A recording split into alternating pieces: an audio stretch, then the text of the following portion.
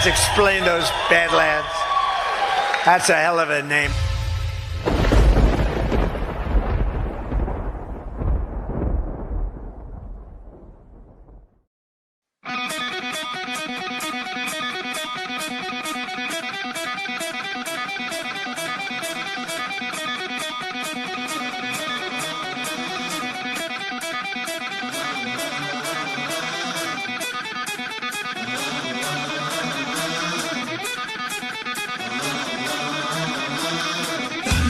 All right, good morning, Badlandia. Welcome to Badlands Daily. It really feels like the cat with the laser pointer. It's like you've led the cat up to the top of the building, and now you're leading it over the edge. President Trump is rebalancing trade around the world and making things more fair for the American people. I think that anytime the deep state can like overcapitalize in whatever situation they have, they're going to. But the rest of it is a very well organized and well funded color revolution operation of the type they run all over the world again and again and again to destabilize entire society.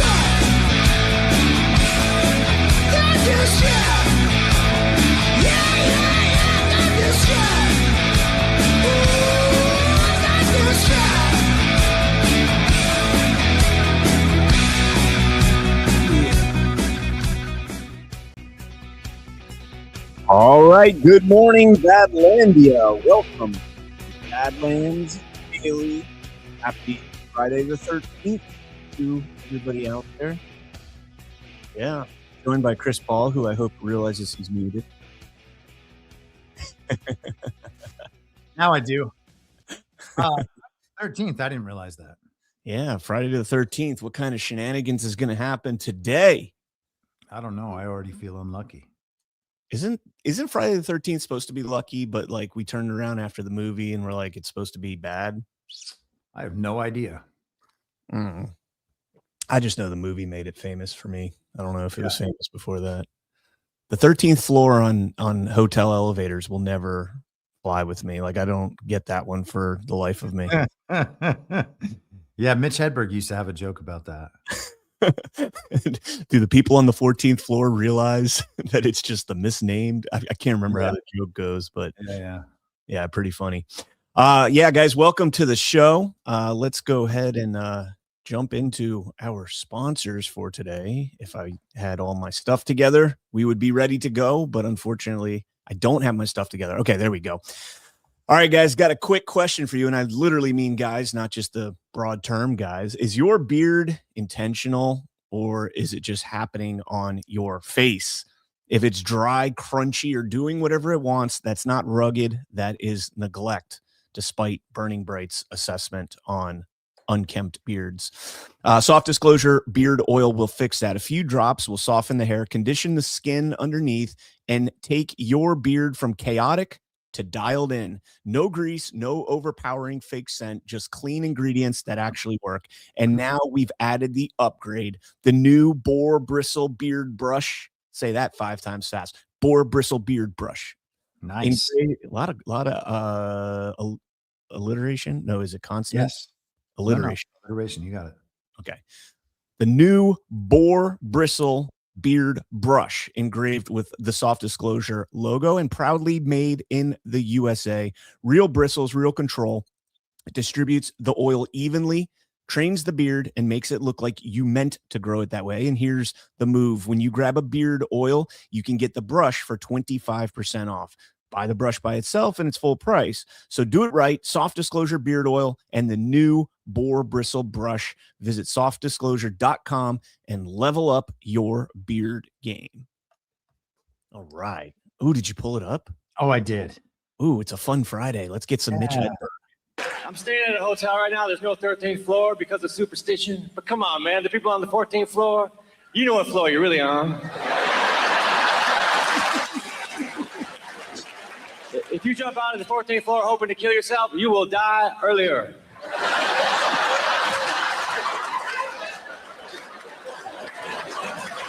13 is an unlucky number. If 13 is unlucky, then so should the letter B be, because B looks like a scrunched together 13. Hello, what is your name? Bob. Get the hell away. God, he was taken way too soon, man. He was the best. He was so funny. When I joined the Marines and we moved to North Carolina with Christy, we sat there putting our furniture together for the first time. I mean, never done it. And we just listened to Mitch Hedberg for like 4 hours. Yes. Just, oh man, he was so funny. All right. I gotta try and get my composure back here. Yeah, let's go ahead and get into the show, guys. If you have not done so yet, please smash that thumbs up. And let's jump into this story. Now, we talked about this yesterday, but we do have an update on it. But I wanted to go back to the democracy docket and get Mark Elias, although it's not actually Mark Elias. It's Jim Saxa and Junior Rivas. Is that Junior with a Y? Like, how do you say that name? Junior? Yeah. I mean, that's just some Mexican thing, I think. It sounds like somebody like took like a tongue clamp and grabbed their tongue and they're like, say Junior. And he's like, Junior. Yeah. Having been in Los Angeles for many years, like that's how all the Mexicans in LA said Junior is Junior. Oh, well, that's because if you say it spell it with a J, that makes an H sound. Right. In Spanish. So don't ask Ash that. She still doesn't understand how Spanish language works. Nevada. The Y is sometimes pronounced as a J, so that would still be probably Junior. All right. Well, let's get into this story because it's kind of absurd here. House GOP passes sweeping anti-voting bill that could disenfranchise millions and sends the measure to the Senate. And we'll get to the Senate update here in a second, but I did want to go through this briefly. The proposal also will direct the election officials to conduct monthly voter roll purges to remove ineligible voters, which must utilize the DHS Systematic Alien Verification for Entitlements program, or SAVE. And surprisingly, they don't like rip on that. I was actually impressed that, they just kind of said that and didn't, say it's corrupt or unconstitutional or whatever. Republicans have argued for voter ID broadly, pointing out that there isn't much to prevent a non-citizen from casting a ballot in a federal election, besides the fact that it's a felony, easily caught, and would lead to deportation, all for the chance to cast one out of hundreds of thousands of votes. That's their excuse right there, that, hey, we made it against the law, so it's not going to happen. So you don't need to do anything to like try and prevent it from being able to happen. That's right. Yeah. It's already against the law. That means it doesn't happen. Oh, well, murder's against the law. Does that mean murder I was about to say, so is drug use, so is like half the shit out there. Doesn't mean that you aren't going to do something to try and stop it. There is, in fact, no evidence of non-citizens intentionally voting in significant numbers. I love how they throw in intentionally. Yeah. And also no evidence is kind of a lower version of the same thing you're pointing out. Intentionally modifies that sentence, and it modifies the meaning in an important way that they hope you'll just gloss right over. And I mean, we can get through the highlights before we get too deep into the issue, but man, this is so stupid and misleading. Oh, it gets worse. It gets worse. Sure. I'm sure. Save America's Act proof of citizenship requirements could potentially disenfranchise 21 million voters who lack ready access to a U.S. passport or a birth certificate. Do you know how you get a passport? You go to the post office and you say, I would like to get a passport. And you show them your ID, and then you get a passport. Well, you do have to go get a photo. So you have to go to CVS and pay like $1.99 to get a passport photo. That's really tough, Chris. I would hate for somebody that can't figure out how to get a passport to be electing the leaders of the free world. That would be very bad. Yes, but once you start putting standards on it like that, we could find much stricter standards. The Center for American Progress, they really sound like they're going to be nonpartisan in this issue, estimates the measure would add voter hurdles for up to 100 million Americans. 100 million Americans can't vote if normal restrictions are placed on voting. Is that what we're being told? And Center for American Progress is the John Podesta firm, of course. If restrictions like, the same restrictions they have in Congress, Representative Mike Cloud put this out, This is how we vote in the U.S. House. Insert photo ID, press button. So Congress can do it, but American citizens can't, I guess. Okay.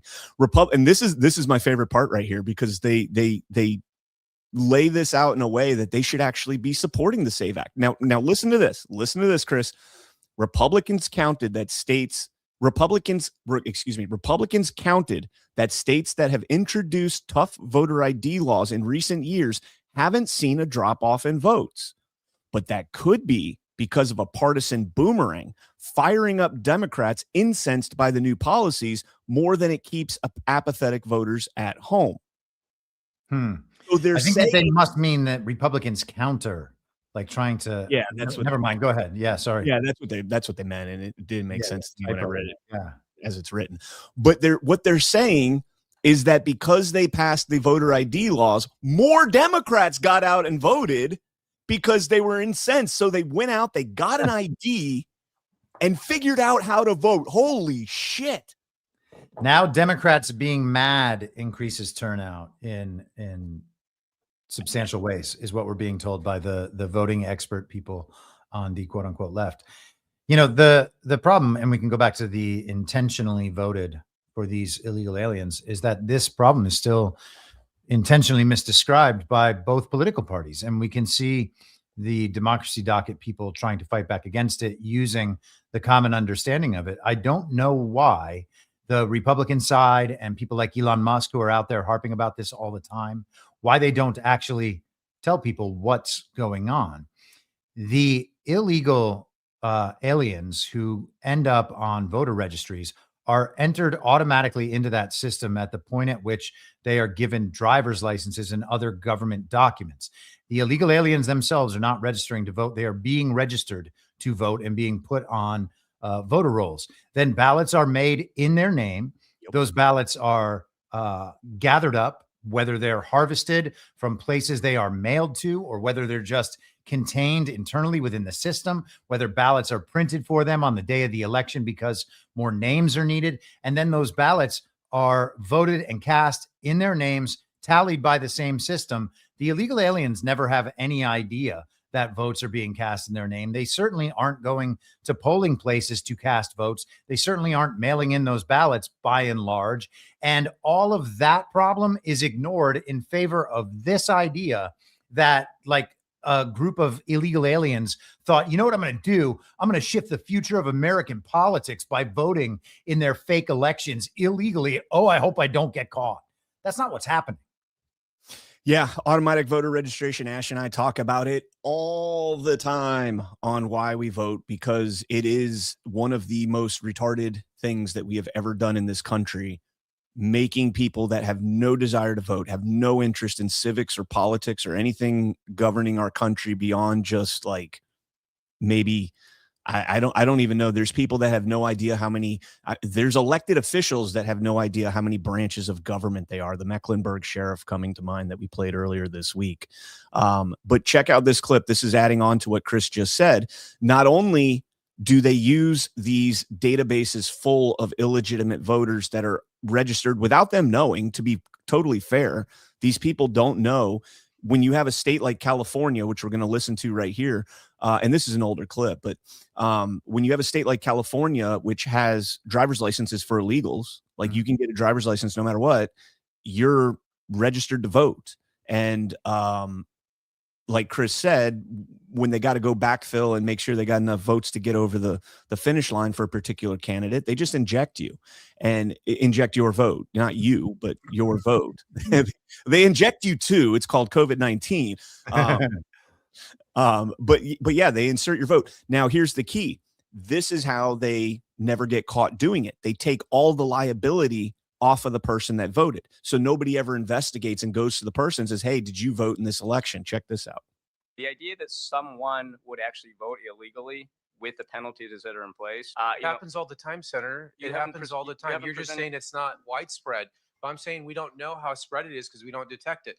I'm on the website for the state of California to register to vote. On the section that has where you put in your driver's license, your last four of your social, there's a box underneath each one that says, I don't have one. I don't have one. and then you're allowed to proceed to go to vote. So this idea that you're not allowed to register to vote unless you present some sort of identification is not accurate. It's not true. It's not being implemented in the state of California. Additionally, people are being registered to vote at the DMV. And we already know based on audits that the DMV has improperly registered people to vote, including illegal immigrants. And we have immunity in place that says if the DMV registers someone who is not eligible, they're immune from prosecution. So I don't believe we have sufficient safeguards in place that detect and prevent people from committing voter fraud.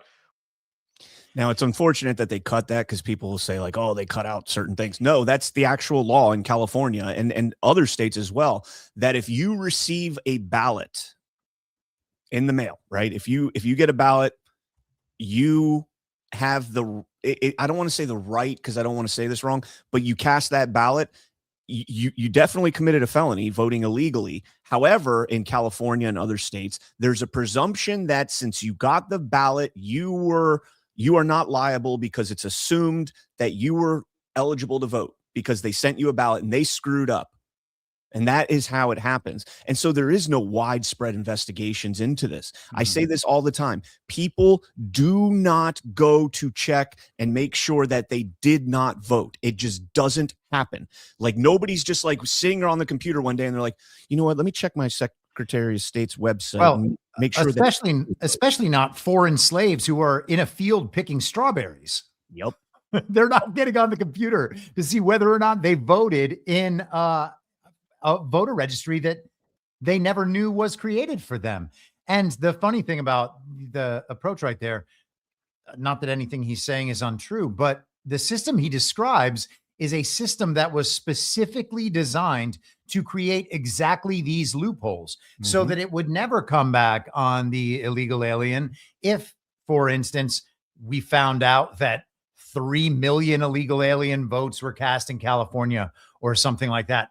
And we can get into deeper election issues and why that wouldn't actually matter. But if they found out that this was actually a massive problem and then tried to investigate it, well, now they've got a system in place to make sure that it doesn't actually come back on the foreign slaves, because you wouldn't want them to get in trouble.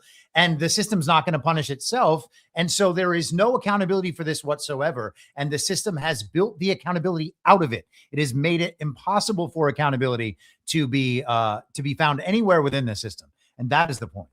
Well, it's not that they don't want them to be held accountable for it. It's that if somebody did investigate that and went and asked them like, hey, why did you vote in this election? You're illegal. And they'd be like, no comprende. I didn't vote. Yeah. You know, they'd say, I didn't vote in this election. And then that's when the dam burst open. So they just waive that liability and they say, hey, it's our fault. Human error, technical glitch, you know, nothing to see here. Kick the can down the road. Nobody investigates. That's how it works.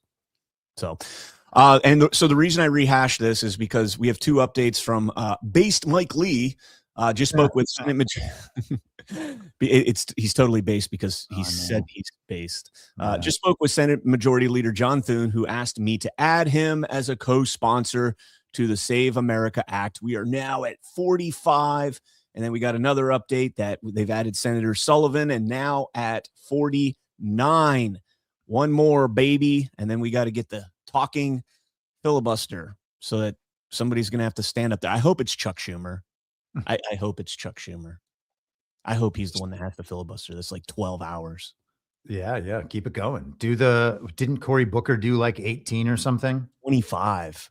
Wow. Did he have like one of those pee bags down his leg so that he could, or did they take like 5-minute breaks? I think they let you take like breaks to go use the restroom. Nice. I don't know if they do food breaks. Like, is he up there like eating a sandwich? I put the video out and it got a lot of traction for, a clip that I posted on X, because normally they get, a couple thousand views and that's it. But this one I think approached like 80, 90,000. Democrats Republicans should just make them do the talking filibuster and just stand there with the Harry Enton picture of all the, 75% or more, 83% overall that approve of the SAVE Act. And, just do that. Because the gaslight you get from these people, the manufactured outrage that they have about people are going to be disenfranchised. Nobody in their right mind. The 17% that don't support voter ID are probably voting illegally. Like they're probably not here legally. I'm just going to throw that out there. But nothing is going to get done on this because the Senate departs Washington for the week without a DHS funding bill in play.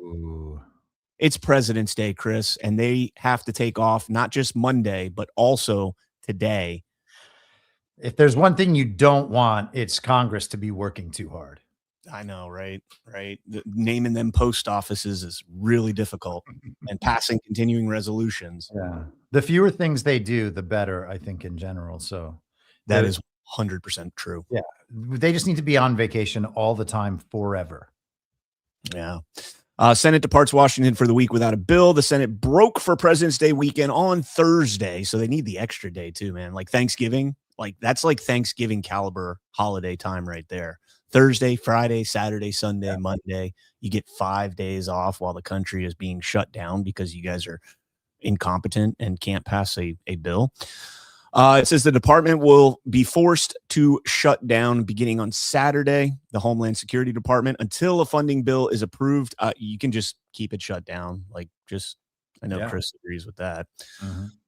The TSA warned that the shutdown could impact travel times because all of its workers will not be compensated until a funding agreement is reached.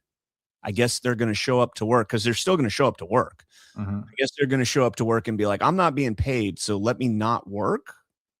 Well, I think that this is a warning that they are going to make normal Americans suffer in their travels so that everybody understands how important DHS is and how it must be refunded. Well, here's the trick.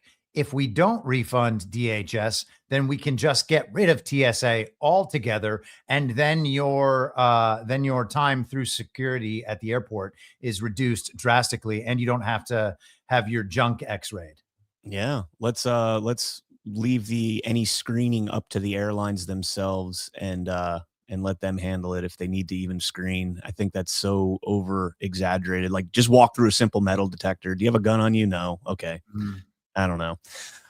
It says the government shutdown will cease pay for all TSA's more than 63,000 person workforce and suspend non-essential services.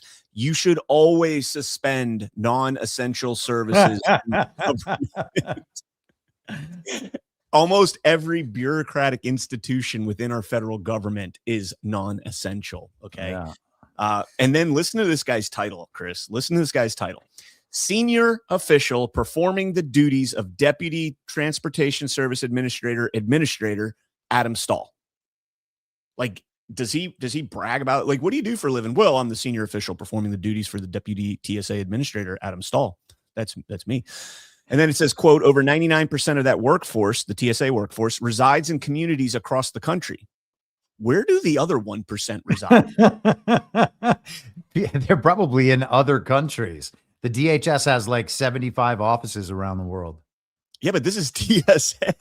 I don't know. Maybe they have airport security over in Israel. I guess. Now, here's the most hilarious thing about all of this, right? The Democrats are like, we're going to shut down DHS if you don't fund it and blah, blah, blah. The biggest agency that is at the heart of the funding fight is Immigrations and Customs Enforcement, which is not expected to be impacted by the shutdown because of an extra $75 billion in its operating budget that was passed by Congress last year.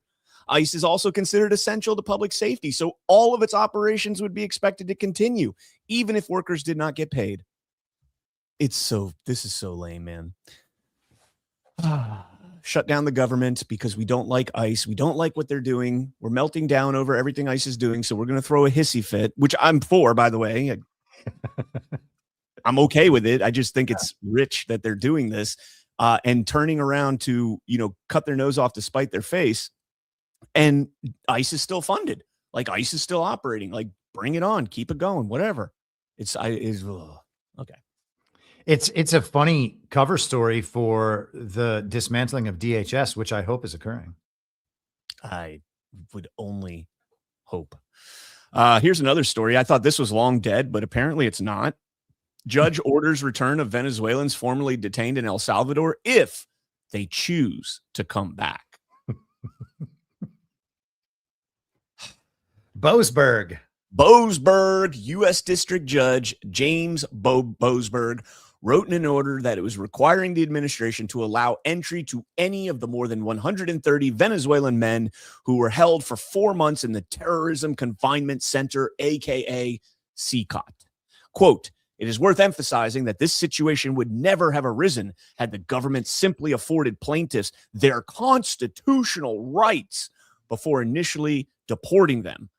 I am over this constitutional rights argument for people that illegally came into our country. You do not come over into our country illegally, and all of a sudden you're afforded every single right that U.S. citizens have. I am so sick of that shit.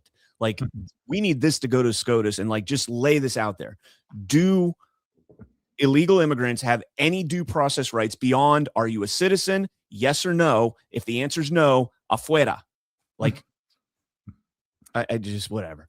Boasberg said the number of men who might seek to return to the U.S., quote, would likely be very small.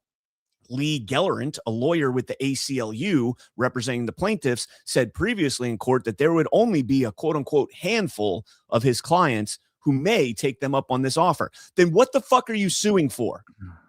Why are you clogging up our courts with this utter nonsense if they don't even want to come back?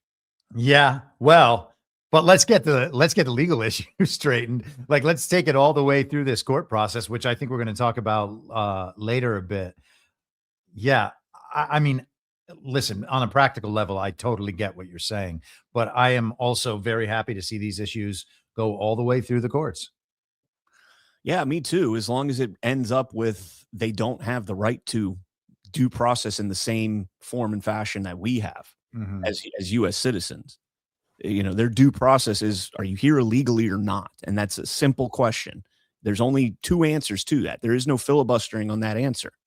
So you're saying specifically for people who are here illegally and not, for instance, someone who's traveling here from another country, but is nonetheless not an American citizen and who gets, you know, accused of some sort of crime, for instance, right?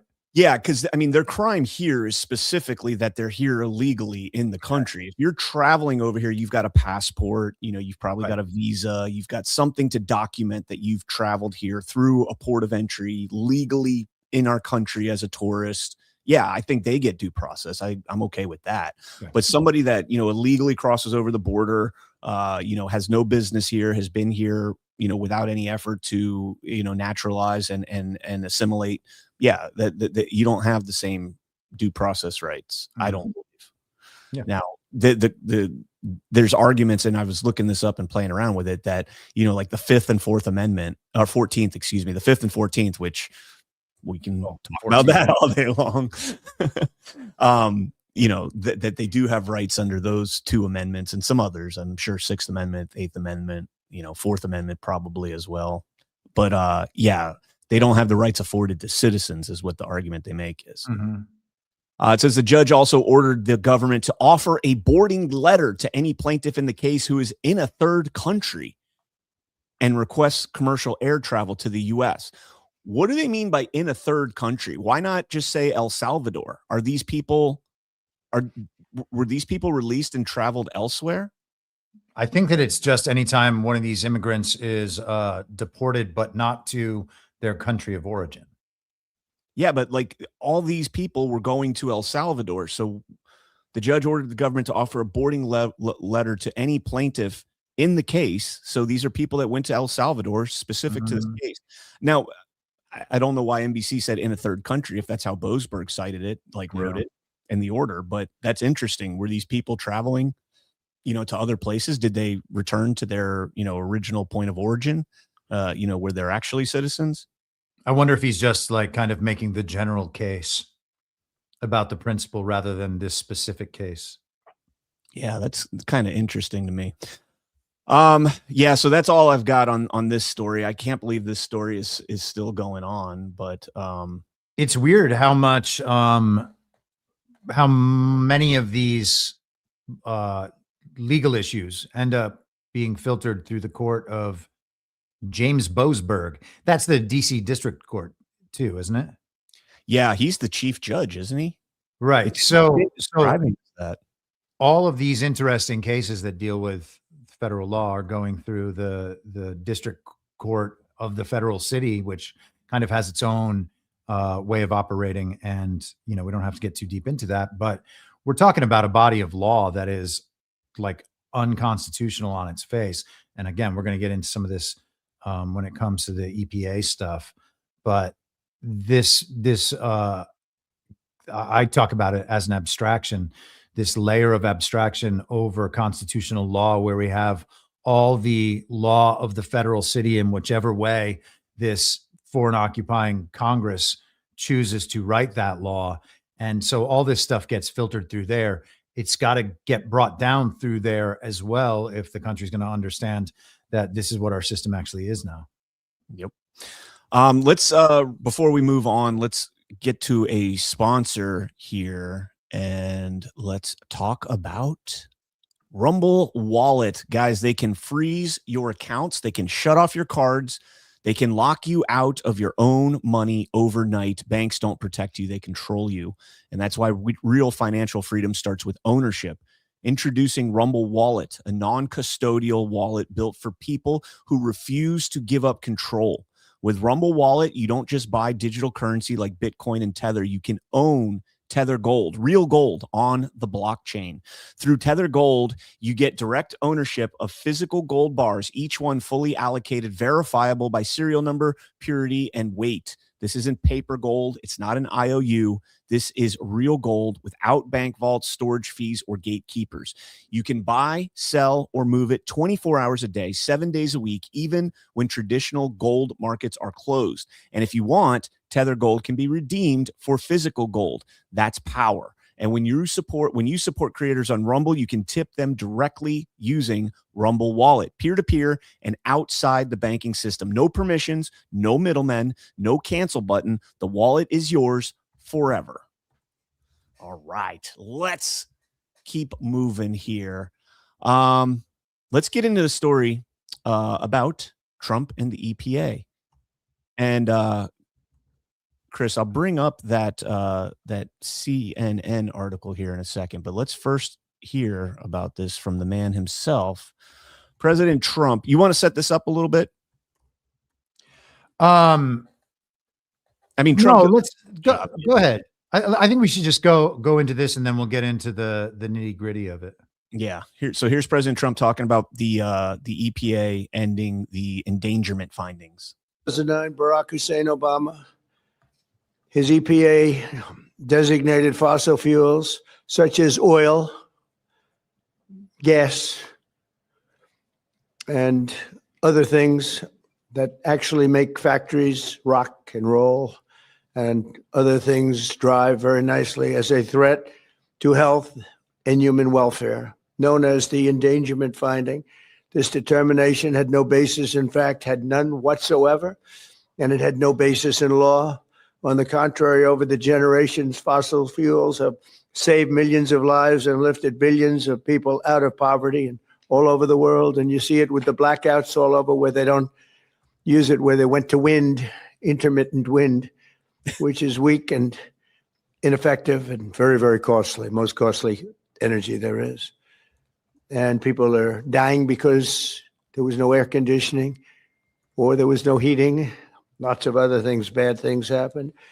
And yet this radical rule became the legal foundation for the Green New Scam, one of the greatest scams in history, probably as great, maybe even greater than Russia hoax, etc., which the Obama and Biden administration used to destroy countless jobs.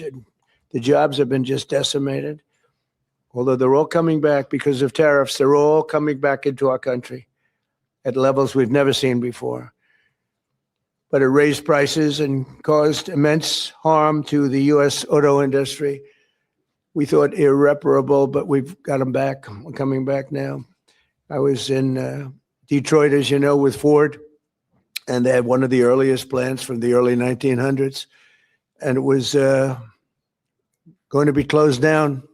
And then when I won, they said, let's keep it open for a little while. Let's see what happens. And they just announced, as you know, they're going 24 hours around the clock with that same plant that was going to be closed because of what we've done. For example, under the endangerment finding, they forced the hated start-stop feature onto American consumers, which unnecessarily shuts off a car's engine when you stop at a red light. In other words, the engine goes off. That's great. The endangerment finding was also used to impose the massive and really very expensive electric vehicle mandate. Expensive in the sense that nobody wanted it. Everybody was going to be forced to buy an electric car in a very short period of time, even though you can't power the car, because we would have had to spend $5 trillion on power stations. That's all dead, gone, over. These crippling restrictions were a major factor in driving up car prices to unprecedented levels, and the car that you were getting was not nearly as good.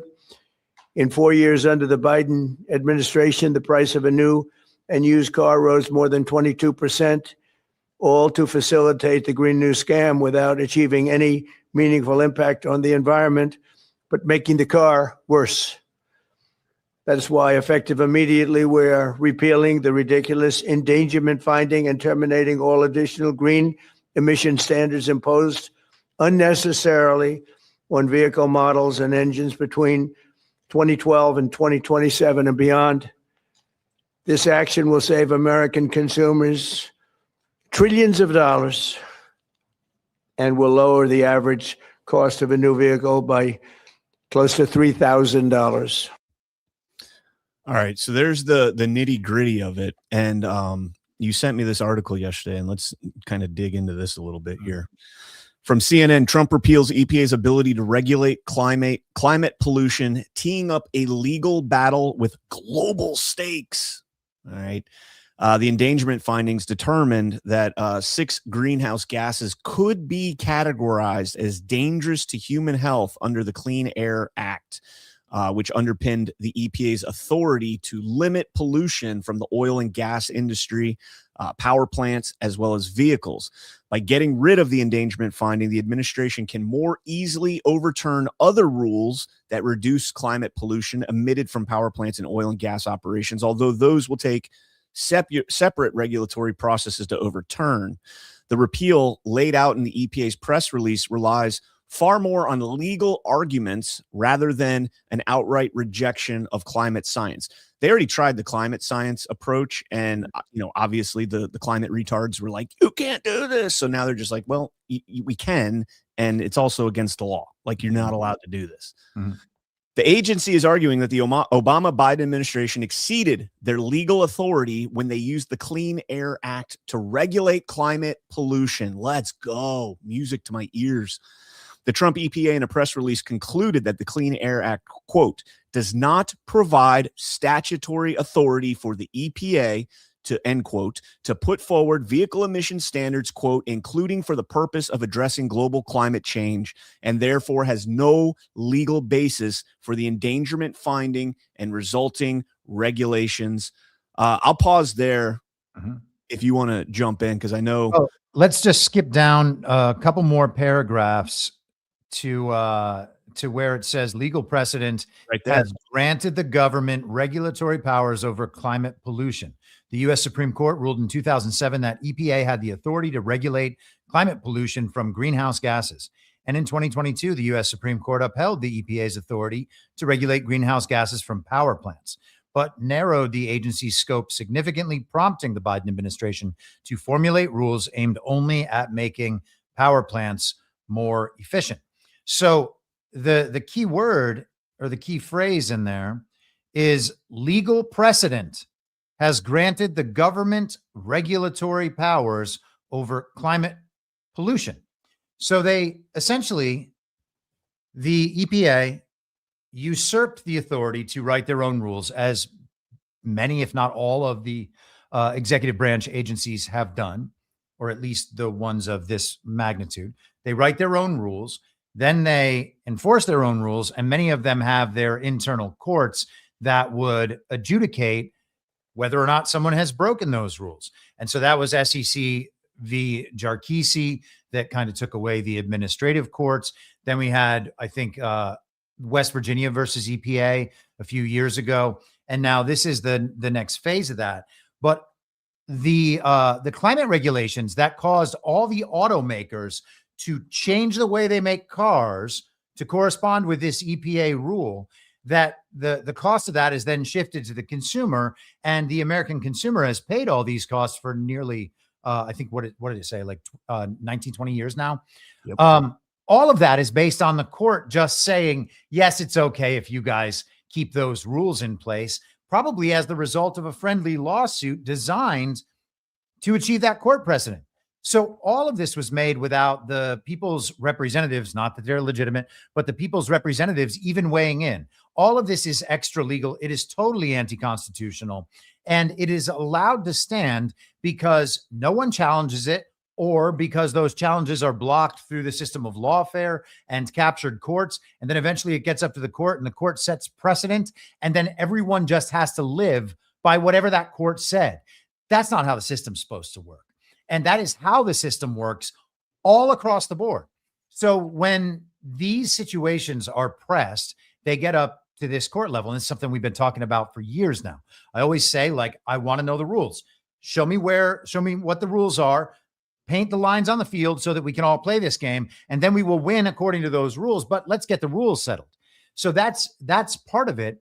The other part of it, though, is when this process goes through the court, they have no choice but to fight this, to retain the rulemaking power for these agencies. But when it gets up to a contest over these policies against the original Constitution, well, then the original Constitution is gonna win, which is gonna wipe out this entire establishment. So it's either they lose it from the beginning by giving up and refusing to fight this, or they fight it as best they can, and then they give it up at the end of the process, which seems like that's what they're doing. But at that point, it wipes out the ability across the board for the federal government agencies to do this sort of thing. And again, I would call everybody's attention to the system as it exists now, that rests entirely on court precedent. And, you know, I wrote this article, Turtles All the Way Down, a few months back, that people should check out. I'm your moderator.substack.com.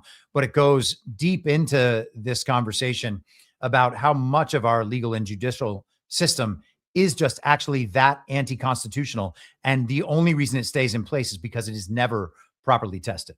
How is this not a continuation of Chevron deference? Because Chevron deference was ultimately creating a law or creating a rule based on the authority that was given to you, but ruling that it went outside of the scope of your statutory authority to create that rule. And well, I think Chevron in particular was that the courts wouldn't overrule the agency experts. They would defer to the agency experts in the process of the rulemaking, if memory serves. It's been a little while. So this lays the ground. These are of a part. These are all part of the same thing that kind of, I hope that people are taking the right lessons. This exposes how the system has been functioning. And again, there's no constitutional basis for any of it. Okay. So so when you pair together Chevron with West Virginia versus EPA, and now whatever this is going to result in, and SEC JRTC, yeah.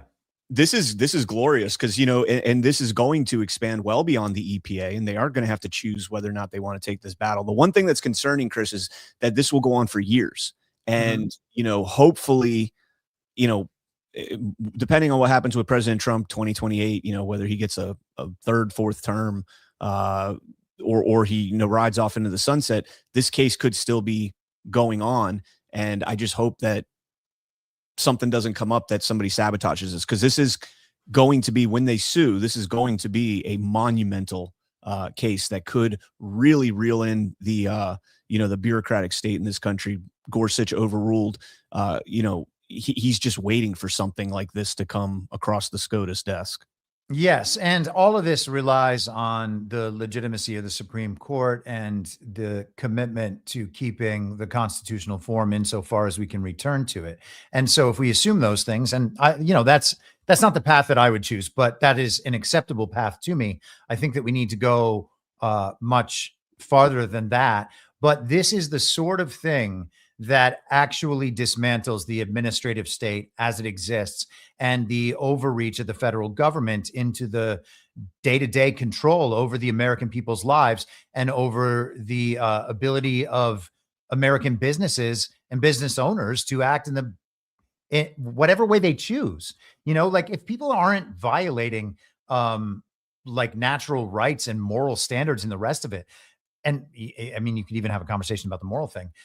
They should be able to operate a business. If, you know, the idea that we need to have people who cut hair regulated by the state, all of this stuff is just such nonsense.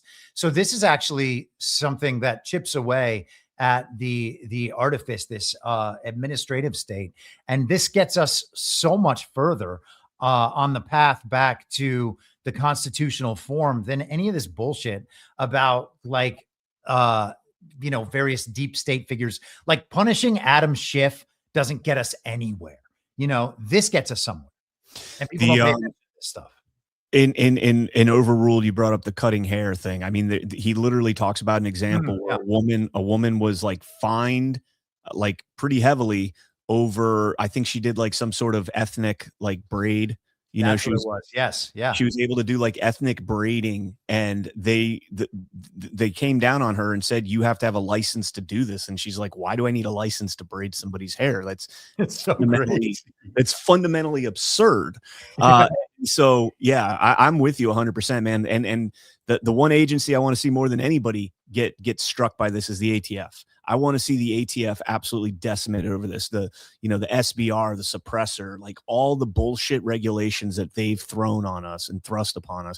And yeah, I'm over it, man. None of which are constitutional, by the way. So the only way that they can get away with that stuff is because of this system and because court precedent continues to allow it. And, you know, judicial review has to be wiped away. We don't need to get into the conversation about that. But the courts have no ability to do any of this. Yeah, I agree. I mean, and Congress, talking about the fecklessness of Congress, the ineffectiveness of Congress. I mean, they've tried to pass the Hearing Protection Act like 6 times now. And I mean, just the most common sense law allowing hunters to be able to hunt with a suppressor so that they don't have to wear, you know, ear protection and blow their eardrums out with these loud ass rifles, and still be able to, you know, be able to hear what's going on around you for the hunt and also for safety. You know, hear another person shouting or something like that. Yeah. It's insane. Here's Lee Zeldin. We'll close out this segment with this here. The Supreme Court decision in Loper Bright, West Virginia versus EPA, other recent cases made it very clear 2 things. One is I have to follow the best reading of the law. And 2 is that when there's a big decision that ends up with trillions of dollars of regulations, that's a decision that Congress needs to be participating in. That's called the Major Policies Doctrine. So when I was going through my confirmation process, I said I was going to follow the law. In this case, we want to follow the best reading of the Clean Air Act. And following the best reading of the Clean Air Act, all the mental leaps of the 2009 Obama endangerment finding are inappropriate. They're not authorized in statute. What happened in 2009 was all sorts of different mental leaps were taken in order to claim an authority that the Clean Air Act doesn't provide, and then use that for trillions of dollars of regulation. And we're resetting the regulation to what the Clean Air Act specifically states. And if Congress wants to change the Clean Air Act, then we'll follow what they change it to. So what he's saying there is, it sounds good, but it's just a continuation of what's already in place. He's saying, I need to follow the law and as best as I understand it. Right. And that's how we got into the endangerment findings, is that was someone's interpretation of what Congress said. Now, is it a crazy interpretation? Sure, absolutely. But it's going to be no different if, like you said, if this doesn't go to the Supreme Court and you know, claw back that power to Congress and take it away from the bureaucratic state, nothing's going to change. Just, you know, by saying, hey, I'm going to follow the law as best I understand it, is no different than what they were doing previously. It's just your interpretation was more favorable to where we're at. If you ask a climate change lunatic, they loved the endangerment findings. Like, they would say, yes, this is what the law allowed, the Clean Air Act allowed them to do. Let's go. This is more of this. You know what I'm saying? Does that make sense? Yes, it does. There's another line from the article about 2 more paragraphs down. It says, their definition of winning, I believe, has been and will be when they take final action and defend their action in the courts to permanently remove EPA's Clean Air Act authority to regulate greenhouse gases. And this is somebody from the EPA under Biden. And that's right. That's what it's going to do. It's going to permanently eliminate their ability to do these sorts of things. To Zeldin's comments there, I was just thinking the timing of those Obama regulations. Part of what allows these sorts of process, part of what allows the system to continue operating this way is that all of the parties involved will go along with it. So the government has made this rule. The car makers, rather than contesting the rule and taking their big shot lawyers and fighting the government and making a constitutional case about how the government doesn't have the authority to impose these rules, they just accept the government's authority to impose these rules, and then they change their business model and they go along with it. And you would think for them to do that, the government has probably got to incentivize them in some way. Well, I would think back to that timing, and maybe someone is more familiar with the machinations involved here, and you can correct me if I'm wrong. This is speculation. I'm thinking this is a good place to look, but that's when we had the auto bailout. That's about the time that Obama bailed out the car makers. And so was there something in that bailout, a promise to go along with their environmental regulations? And I have to suspect that there probably was. And if there was, well, what the hell does that mean about the auto bailouts? That's a crime at that point. That's a tit for tat. The whole thing's a crime. Well, yeah, I agree with we that. live in a criminal system that is designed to allow for criminality to never be punished, but also give them the tools to stop anyone who might contest their grip on authority. That is a fantastic point about that. And they bailed out. I think Ford was the only one that didn't take bailout money. I think GM. That's interesting. Yeah. I think Ford was the only one that didn't. I believe. I know that's why my dad continues to buy Ford trucks, because Ford did not take bailout money, or at least that was his excuse back then. I'm sure now it's a pretty woke, crappy company. There was another point I wanted to make, and I completely, no, it's not your fault. My dog was going crazy and I had to mute myself. Let me just take 2 seconds and see if it comes back to me, and it's not. So it seemed like you were maybe ready to jump in when we were talking about permanently removing the EPA's ability to, while I was reading that quote, but maybe I'm wrong. I'm not sure, but one of the things that it wasn't articulated very well is that Zeldin thinks this is, and he said trillions of dollars. This could take away $1.3 trillion in regulation for businesses. Like, imagine what $1.3 trillion in deregulation would do for the economy in this country. Like, that's a huge, huge number. And President Trump also imagine what it's done, and imagine how much it's cost American consumers. Absolutely. And this is part of the tariff thing, that I was talking about the other day.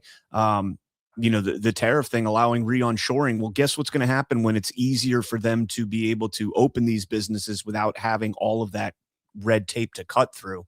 Yeah, this is pretty badass. I'm looking forward to seeing how this plays out. One more thing, Brian. So, California often is the leader in all of the environmental regulations. And then one of the things, being a California liberal 15 years ago, one of the things that California liberals are very proud of is that they are the cutting edge for all of these kind of future-oriented progressive causes. They like that California implements these systems, and then the systems implemented in California are implemented in the other West Coast states, and then eventually in the country. Well, the process by which that ends up happening is that they bring up these issues first, and then they kind of manipulate and control all the court cases as they go through to establish the court precedent. And then that court precedent, because of the way our federal government is set up and the rest of these kind of fabrications on top of the Constitution are set up, that court precedent is then shot out to all 50 states. And they just say, hey, 50 states, you got new laws now. Thanks, California. So that's how the system is operated. And this is clearly one of those major pillars in that. Yep. All right. So let's move on. We'll jump into, I want to play just maybe a minute or two of this exchange between Minnesota Attorney General Keith Ellison and Josh Hawley, because it's not just our House that is unhinged and ridiculous, but it's the entire Congress that is just an absolute shit show. And I think Josh Hawley is a pretty intelligent person. I think he makes very good, compelling points. But this is just like, what are you doing, dude? Like, I don't agree with Ellison. I think Ellison's a criminal. I think Ellison needs to be held accountable for what took place in Minnesota. But Holly, let the man speak. Watch this. $9 billion in historic fraud out of your state, including the $250 million in the Feeding Our Future program alone. You familiar with that? Don't turn to the pages in your book to get your potted answers. Are you familiar with it? Yes or no? Yes, I am familiar with it. Very familiar, aren't you? Because the people who ran the Feeding Our Futures program came to you in your official office in the state capitol December 11th, 2021, and asked for your help in getting investigators off their backs. They complained to you for upwards of an hour about state investigators going after them, and they begged you to help them, and you agreed to it, amazingly. And we know you did. That's not because true. It's all caught on tape. Yeah, every single sentence is caught on tape. Here's what you said. Let's take a look. You said, it's not a question. You said to them, send me the names of all these folks who are investigating them. You said to them, send me their names. And I'll take that list and I'll call the person over at education who is investigating them and say, what's going on? Why am I getting these complaints? Then you went on to say, I already have my team working on this. What day should we get together to discuss it again? You made pledge after pledge to them. You said, we've got to make sure this guy who's investigating them stops it. You said, you have my attention. I'm concerned about this. You said, let's go fight these people, meaning the people who were investigating the fraud. Why'd you do it? Why'd you help them? Are you going to let me answer? Please, we're all ears. So first of all, you're cherry picking quotes out of there. Why did you help them? I thought you were going to let me answer. Why did you Are you help going to them? let me answer? Why did you help You them? let me answer and I'll answer you. Tell the truth and I'll let you answer. I will tell the truth. Good. Let's do that. That'd be a nice change. Why'd you help So them? no, now see, Mr. Chairman, I didn't come here to be insulted. I came here voluntarily. You came here for the truth. Let's I have came it. here- I Why didn't did come you here- help You them? can't handle the They're truth. here. They're in Look, black and white, and every yeah, member of this audience and they're can cherry- listen to the and they're- recording. It's 54 minutes long. Do It's you- all in public. does- You can Google it right now and listen Right, to it. and listen to Why'd it all. you help them? First of all, I didn't help them. You did help No, them. I did not. I certainly didn't. You're saying you didn't do anything for them. You Don't- didn't. Well, wait a minute. I already have my team working on this again. That's not you. I have It's a ventriloquist? my team assisted with the information that led to the prosecution and conviction of these No, people. you didn't. You didn't lift Yes, a we finger to did. prosecute them. No, All right, you get the point. Like, you should just let him speak and bury himself. You know, I don't know. That just I expect more from the Senate than I do from the House, and that's probably a really dumb presumption of me to have, or position for me to hold. But yeah, Keith Ellison is in a little bit of trouble though. If you haven't seen that clip, let me put it in the chat. Actually, it's actually worth listening to the entirety of that clip. Man, maybe we should just listen to the rest of it. Yeah, let's listen to the rest of it. you did not. No, You didn't because lift it was, finger to a prosecute them. federal You had, prosecution. BS. You had whistleblowers come to you as early as 2019. You're the one talking BS. Hey, listen, it's my You're time. doesn't know what you're talking about, Oh, sir. no, sir. You You're the now have one encountered the truth and you cherry-picking don't like it. quotes. Why'd you take their You're the money? one taking their Why'd you money. take their money? I didn't. You took No, that's a false statement. $10,000. No, that's a false statement. That is a false $10,000 statement. 9 days after the meeting. False statement. You took $10,000. Here's what Untrue. happened. They went to your office. That's a They false solicited statement. money from They you. did They not come to solicited my help office. from you. That's also wrong. They came to your office. No, It they was your didn't. official office. You No, they met with them didn't. for 54 minutes. No, they didn't. asked you for help. You pledged it to them, and they talked repeatedly about money. In fact, it's all they talked That's about. a lie. Money, money, money, money. They True. said, we Untrue. will put our dollars in the right place. We will support candidates that will fight to protect our interests. You replied, that's right. They said, No, if you are that is securing not your true. donor base and securing your power base, you can act the way you want. You replied, money is freedom. They said the amount of money circulating, I'm reading the transcript. The amount of money No, you're circulating in our community misreading the today is powerful, and we haven't realizing it in a meaningful way. And you said, give me the specifics. And 9 days Sir, later, you took $10,000 That's a lie. from people who were then indicted. It's in your reports. Why'd Sir, you do it? Sir, Was it worth it? You know what? This is All right. Oh man, this was a much better breakdown here. This was a couple days ago, Josh Hawley, and this will tie into what we were just talking about with the fraud, the EPA, the regulation, the cost on it, and just reckless government spending. Where's this money going? I mean, we know where some of it's going in Minnesota. It went overseas. It went to Somalia. It went to NGO fronts. We know where it's gone in some other states. California gave away billions of dollars to a pro-Hamas NGO. But $1 trillion nationally. Where's this money going to? I appreciate that question because most people don't ask that question. It goes to terrorism. It goes to child trafficking. It goes to drugs. It goes to terrorism. And then it's used to purchase luxury items, cars, purses, homes. That's all funded by people like me that pay taxes. So it's by the way, Haywood Talcove is the CEO of LexisNexis and a specialist in government fraud and that kind of thing. You're telling me that the electrician who goes to work every day and clocks in and works his butt off and tries to earn just enough to be able to, make his rent, maybe have a kid or two, put food on the table, his tax money is being used to buy other people luxury items, cars, yachts, whatever else, and is going to fund terrorism and child trafficking? Yes, sir. $1 trillion a year on this stuff? $115 million an hour. $115 million an hour. How do they get in their hands on it? What are we talking about here? Trends, national organizations, criminal networks? How do they get their hands on this money? They take advantage of antiquated government systems and processes. They go into programs that they know elected and appointed officials won't touch, and they can steal at scale. And what happened really was during the pandemic, between the PPP loans and the unemployment insurance, they learned a really valuable lesson.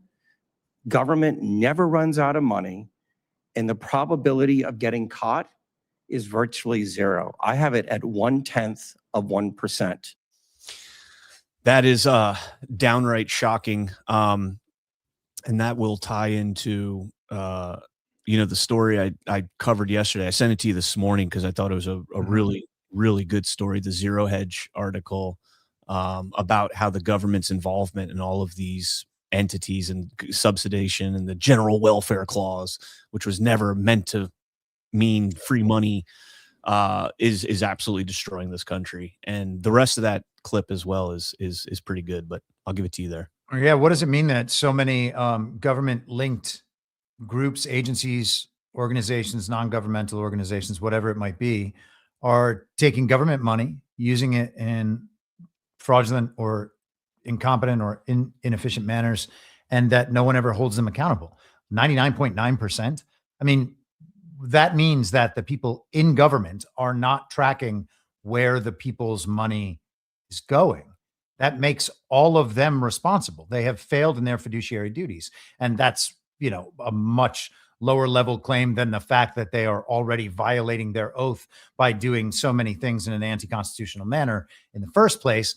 But that's like, this is their fault. And they're like, no, it's just the fault of these businesses that are misusing the American people's money. Hey guys, you're the business that's misusing American people's money. The business is the corporate government that is occupying our land. And you are the ones misusing the American people's money. These people cannot hold the system accountable because they are the people who need to be held accountable. Yeah, this is why I think you'll see that legal challenge, even though, like you were saying earlier, it's counterintuitive for them to challenge that and go all the way up, because it could end up dismantling the entire bureaucratic, enterprise. But that's what they're dependent on. And, you go back and look at Stacey Abrams, right? $5 billion from the Green New Deal to a company that had like $50 in their account before. I think it might have been $2 billion. A company she's associated with. She doesn't directly own it, I don't believe. But that's how they were, doing these pay for plays and these payoffs and everything else, the NGO funding the lawfare, whatever the case might be. And it's disgusting, man. I don't know. I don't know if, DOJ already has something, because the way that things are rolling out right now, it seems like this has already been game planned. Sure. and that it's a controlled rollout in terms of what we're seeing. So, which also means that they're probably trying to manage the result, and they've already got a result in mind. And the people weighing in on any of this are not going to be listened to or taken into account whatsoever. They have a system that they plan to they're going to pull one out. It's like that meme with the NPC where a new chip is put in, right? They pull the chip out, they put a new chip in. That's what's happening with all this stuff. I imagine whether or not Trump was here, many of these very same things would be happening. This is what is scripted to happen. And when you see these parts of the illegitimate government, the parts of the administrative state, when they are doing things that are aligned with Trump, that doesn't mean that they are actually allies of Trump or that they are being directed by Trump to do these things. That means this is what was already set in place for these bodies, these organizations to be doing, regardless of who was the fixture at president right now. Agreed. And I think it's going to ramp up before the midterm. So stand by. It's going to get spicy. Let's go ahead and we're going to move on. But before we do that, let's talk about another sponsor. And boom, there you go. If you or someone you love struggles with blood sugar and A1C, you need to hear this. It's well known that the expensive meds and the popular shots have dangerous side effects. Well, Creators Bounty has developed the perfect alternative. Excuse me. It's an herbal supplement called Elohrium. Elohrium is 100% natural formula proven to dramatically lower your blood sugar and A1C. It uses 7 healthy ingredients, no stimulants, no junk. These 7 ingredients would cost you over $150 if you bought them all separately. But here's the best part. There are no bad side effects, only good ones. We're talking sugar cravings gone, inflammation reduced, and stable energy all day with 0 crashes. Seriously, most people are getting better results than they did on the harsh meds, but without the risk. Elohrium is made in the USA at an FDA registered facility, fully tested, and is backed by a no questions asked 90-day money back guarantee. The friendly folks at Creators Bounty offer fast and free shipping 5 days a week from Oklahoma. Head on over to creatorsbounty.com/rumble and take advantage of the special offer today. Got my Elohrium right here. It's Cherokee for Trim Earth, I think. Trim Earth. They sent me a nice little letter. They are extremely friendly people, and they watched the show too. So that's pretty cool as well. Stuff. Now I don't know if they just watch it to see us talk about their amazing product, or if they're Badlanders. But we'll find out. We'll find out. Hope you guys are Badlanders. All right, let's jump in. Thinking, like, maybe they'll send me one. There you go. You trying to lose some weight? Maybe. The sugar cravings thing is good. So is it?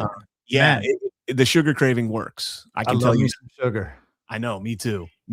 I'm a stoner, right? So you get the you get the munchies. Usually I'm a salty chips kind of guy, like salt and vinegar chips. But yeah, you get the good. Sugar.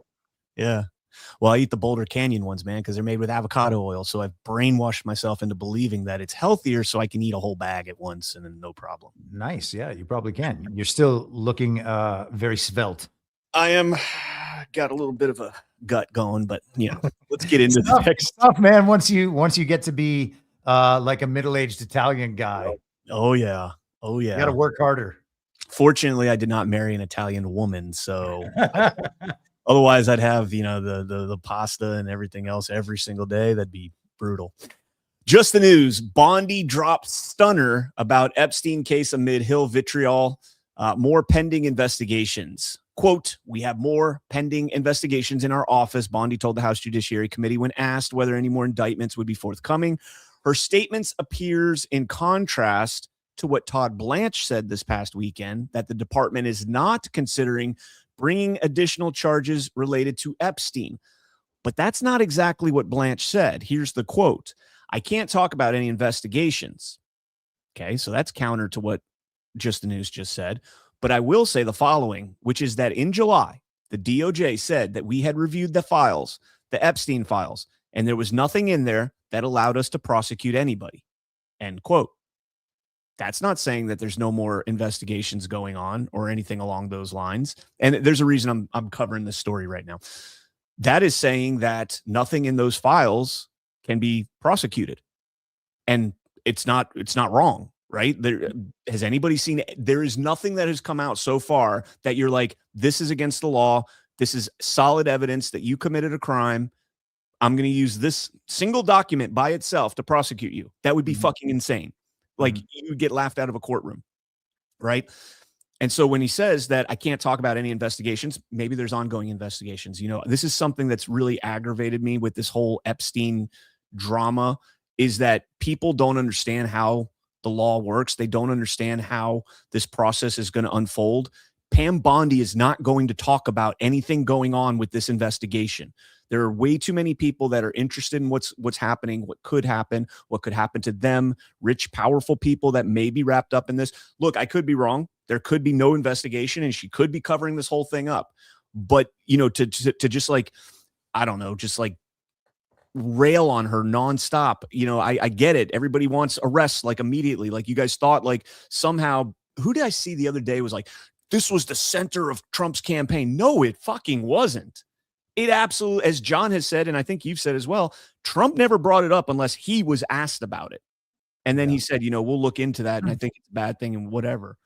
But yeah, so I'll let you. Bondi's interestingly been one of the targets of a certain group of people for the entire time since she was named. And you got to remember back in November of 2024, when he was beginning to select the fantasy team and announce them, Matt Gaetz was originally going to be the attorney general. And then he dropped out of that role after doing a photo op at the Senate with JD Vance. And then Pam Bondi was put into that role. Pam Bondi is one of the people that that certain kind of branch of the Con Inc. tech neocon alliance that you can kind of see on Twitter and in that influencer sphere that's downstream from like the Peter Thiel and Mark Andreessen thing, downstream from TPUSA, downstream from the Daily Weimar. These people go after certain figures in the Trump administration. You can see people go after Susie Wiles all the time. You can see them go after Pam Bondi all the time. They always try to make these issues about these members of the administration. Now, I don't know whether these people are good people or bad people. I don't know whether they are just there to be TV characters and go on television and read a script to Sean Hannity or whoever, but you can see a targeted and coordinated messaging approach from these people. These are also the very same people who've been pushing for the Epstein files nonstop for the last year, really overstating the case, as you just mentioned. You got to remember the Epstein files binder, that which I think is a humiliation ritual for those ridiculous influencers to point out, hey, these are not actually independent journalists trying to figure these things out. These people don't have special access. These people are an embarrassment. That was the 26th or 27th of February last year. We're coming up on a year from that, and people are still like on pins and needles about the Epstein files. Every time this story gets spun back up through the news cycle, it is the only thing people talk about for weeks. And, I think with Trump and the discombobulator and the rest of it, he's just like, bring all these stories out at once, throw them all out there. Nobody's going to understand anything about them. The energy is being taken out of all of these issues. It's just all these little balloons being slowly deflated. And I don't know what people expect to come from this stuff at this point. Remind me, the 27th is 2 weeks from today. So remind me to have a celebration of Bindergate and to honor all of those who contributed to nothing. DC Trano and Libs of TikTok and Mike Cernovich and all of them. It's just so embarrassing. I mean, if the president or the attorney general ever called me up and said, hey, I want you to come to DC, I'm going to give you some stuff to research, the last thing I would do is go out there and be like, hey, look what I got. Look what that is the most absurd thing. I would, first off, it puts a big bullseye on your head if it wasn't anything more than a photo op, right? Especially something like the Epstein files. Yeah, that was so stupid. But here's why I think the Bondi investigation still going on thing, which, I'm really disappointed in Just the News for that. Who wrote that piece? That was probably Just the News staff. They didn't even put their name on it. I'm disappointed in that story because Todd Blanche, what he said does not contradict what Pam Bondi said in any way, shape, or form. I think it's been pretty common sense that the emails aren't going to be enough. But check this out. Now, I'm curious to get your take on this, because this sounds a lot like the same thing that the Senate was just bitching about with Jack Smith and Arctic Frost. Let's just call it Jack Frost from now on. And the spying here. From The Guardian, House members seek inquiry into DOJ's tracking of their Epstein files search. The DOJ created records of the congressmen and women that went to look at the Epstein files. They created records of their research activities while they dug into the files. Photographs taken by Reuters during a congressional hearing showed the U.S. AG Pam Bondi holding a document titled Japal Pramila Search History, Search History, listing files that the Democratic U.S. Representative Pramila Jayapal had accessed during her review of the Epstein materials. Quote, "It is an outrage that the Justice Department is tracking members' investigative steps," said Jamie Raskin, who announced that he would ask the Justice Department Inspector General to open an inquiry into what he called an outrageous abuse of power. The Department of Justice confirmed that the, quote, DOJ has extended Congress the opportunity to review unredacted documents in the Epstein files, according to a Justice Department spokesperson. Quote, "As part of that review, the DOJ logs all searches made on its system to protect against the release of victim information. Members of Congress seeking to examine the files must travel to a Justice Department annex, sit at one of 4 department-owned computers, navigate what he called a clunky and convoluted software system, and read documents while Justice Department staffers watch over their shoulders." Quote, "Bondi showed up today with a burned book that held a printed search history of exactly what emails I searched," Jayapal wrote on X. "That is outrageous, and I intend to pursue this and stop this spying on members." It's an interesting definition of spying. Yeah. You're on a DOJ computer looking at classified records, unredacted records. You're known for leaking everything you possibly can to the press. I can't blame the DOJ for knowing who looked at what, so that if something does get leaked, you know who the only person that looked at that was. I get that, but I also see the other argument. I do see the argument that this is Congress doing an investigation, a witch hunt, because that the only thing they give a shit about is Trump or anybody in the Trump circle. Everybody else is like persona non grata, like, or not the unmentionable, right? Don't talk about them. But I want to get your take on it. Well, I mean, first and foremost, this is all the people's information. The idea that they can just keep all of the people's information cordoned away from the people and the people's representatives is preposterous. That said, it sounds like they agreed to the situation as it exists, and that they knew that they would be monitored and what they were searching. So as far as the leaks thing goes, if a leak comes out about any character, like let's just call him like character X that they were searching in the Epstein files. If a leak comes out about that character, it's good to know which one of the congressmen were searching for that character in the files. So I would think, as far as the leaks thing you were talking about, that would be a pretty good way to track who was trying to get after what information. But I mean, we're just so many levels deep in the bullshit with all of this stuff. And the problem is that the entire system, as we were talking about before, is set up this way, and then it's all interlinked. And so if you actually solve the problem, huge secondary problems then have to be at least mitigated to solve that first problem. And because the system is so large and so dependent on other parts of the same system, then people are like, well, we don't want to deal with trying to mitigate those practical problems that are going to come from, for instance, cutting off DHS funding, and then all the organizations that employ all the people around the country in these DHS downstream organizations. Well, all of them are going to be put out of a job. We're going to lose this apparatus over here, this over here. We're going to have to reform airport processes and the rest of it. And they're like, well, this is just too big a problem to solve. So therefore, we have to keep funding DHS. And yeah, you get in that loop. They build these loops intentionally so that you can never get out of them with any ease. And, you know, this is where we end up. That's in that Zero Hedge article. I don't know if you made it the whole way through it, but at the end, that's what they talk about is how difficult it's going to be to rip that Band-Aid off and just collapse the system. But it needs to collapse the system because we need to find out what type of system it actually is.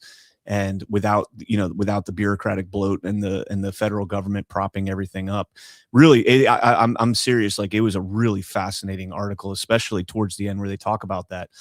It doesn't go too crazy in depth, but to the point we were talking about earlier with the endangerment findings, I mean, the DOJ is a bureaucracy, right? It's not, a part of our government outside of being a creation of the executive branch.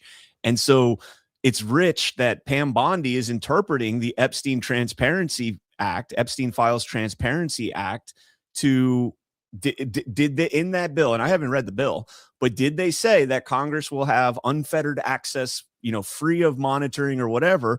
Or did they say, hey, Congress needs to be able to see the redacted versions? And Pam Bondi says, okay, well, here's the law. This is what you guys said. So we're going to let you see it, but we have to monitor because this is an ongoing investigation. It's a sensitive investigation, and typically we wouldn't let outsiders come in and look at this. So we have to monitor to know who's looking at what, maybe because we want to do a further investigation, but that's not going to be the gist of it. The gist is the point of it is to make sure that you're not taking this out there and leaking it to the press that, hey, there's a Donald Trump is the dog that hasn't barked, and we're going to redact Virginia Giuffre's name so that it sets off all these spidey senses. In reality, Giuffre's on the record saying Trump never did anything unbecoming, was just a gentleman. But that's the kind of shit that they're trying to, kind of cut off by doing something like that. I don't know, man. I'm not a big fan of them spying on Congress because we'd be hypocritical if we didn't, criticize the Arctic frost thing and then also this. But at the same time, well, this doesn't seem quite like spying, though, if they've agreed to the structure of how they're going to be viewing these files. I also just think it's interesting. Pramila Jayapal is one of the squad members, I think. Wasn't it like her and Ayanna Pressley and Ilhan Omar and AOC? Aren't those the four? So Omar. Yeah. What? Omar's part of the squad, isn't she? Yeah. That didn't I just say that? Jayapal, Pressley, Omar, and AOC. I think. Omar. I don't remember. I don't know. Maybe it's because you didn't say Ilhan. You just said Omar, and I think I said maybe it just glitched or something. I don't know. Yeah. All right, let's jump into this. Let's jump into this story here. Just the news. House Judiciary Committee Chairman Jim Jordan working on sanctuary city crackdown legislation. About time. They're holding a markup of a bill to crack down on sanctuary cities in the coming weeks. Jordan stated that the jurisdictions include 11 states that are sanctuary states, 18 major cities, 3 counties, and the District of Columbia, representing about a third of the population. Jordan describes the difficulties of apprehending criminal immigrants when local law enforcement opt to release them onto the streets. So basically, we're going to look at a bill, mark it up, and maybe we'll pass this bill, which of course will go nowhere because they'll filibuster it because the Democrats are retards and they don't believe in the Constitution. And just let them. Southwest Airlines, you are now free to roam about the country in 18 cities, major cities. So that's all I've got to say about that. It's literally it. We'll get to phone calls here in a minute. It is Call-In Friday. And I did get my Google Voice fixed this time, so we're good to go. By fixed, I mean I just logged in again and it worked. David, I know, it's really weird. David Axelrod put this out. I thought this was pretty interesting. Through family, I heard about a couple in Wisconsin who started a small business and were planning to expand. But now with their Affordable Care Act premiums tripled due to congressional inaction, they've had to scrap plans to expand and grow. I'm sure that scenario is repeating itself all over the United States. That is so rich coming from you, Mr. David Axelrod, who worked directly for Barack Hussein Obama, who passed the Affordable Care Act. And let me tell you, sir, that shit's been going on for a long fucking time. When my mom's premiums jumped up to $20,000 a year immediately following the Affordable Care Act, and because she had breast cancer. And you know what? Piss off with that shit, man. That when I saw that post, it was personal, man. Yeah. I mean, it's all got to be unwound. We talked about the healthcare system and stuff last week for a bit. So yeah, well, I just remind for anybody that might have missed, and I prefaced this article, but for anybody that wants to look at this, the Zero Hedge article, this article was so spot on. I'm going to put it in the chat real quick and then just cover the healthcare portion very briefly. Healthcare is even worse. Before Medicaid and Medicare were created in 1965, the government share of healthcare spending was 31%. Today, it's 64%.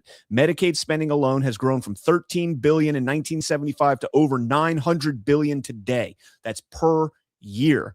Healthcare prices have risen dramatically over the same period. The U.S. now spends nearly $5 trillion per year on healthcare, far more per capita than any developed country, and it's all in part to the Affordable Care Act. Now, not saying that it would have continued like this with or without the Affordable Care Act, but the entire system, healthcare system, is corrupted, not because they can't come up with a better system, but because they have no business in the system, period. And that's that. Yeah, I'm with you on all that. I don't want the government in healthcare. I want these things to be settled by markets. And yeah. All right. We are going to open up the phone lines here in just a second, but I got to play this clip right here because people are going to start cheering for this guy. And I mean, they've already started cheering for him. And did you see John Fetterman's comments about the left versus the right? I have not seen the comments, but I did see people begin to get heavily onto the Fetterman train as though our solutions are going to come from the illegitimate Congress and Senate. Don't do it. It's a trap. He's still, look, I'll play this clip and you'll understand why I'm very careful about what I'm going to say about John Fetterman. You said, quote, "I've drunk deeply of the venom of both the left and the right. As a connoisseur, I can confirm that the most poisonous, the bitterest is from the far left." That is pretty remarkable to hear you say that as an elected Democrat. Why? No. It's just been my personal experience on this thing. And when I asked my digital team, I said, we're on all the platforms. Really, what's kind of the harshest? What's kind of the most personal? And the answer was immediate. He said, "Oh, blue sky. It's blue sky."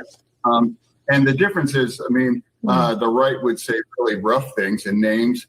Some names I won't repeat on TV, but the on the left, it was like they want me to die, or that we're cheering for your next stroke, or that's terrible that depression won. Why couldn't it depression won? And I hope your kids find you. They even have like the graphic,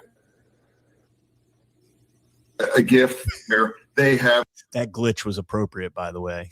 Like a stroke, in your head, Oh my gosh. cheering at that. Yeah, and they said that. I remember one. They claimed, "Oh, the doctor let us down," and why did they have to save his life?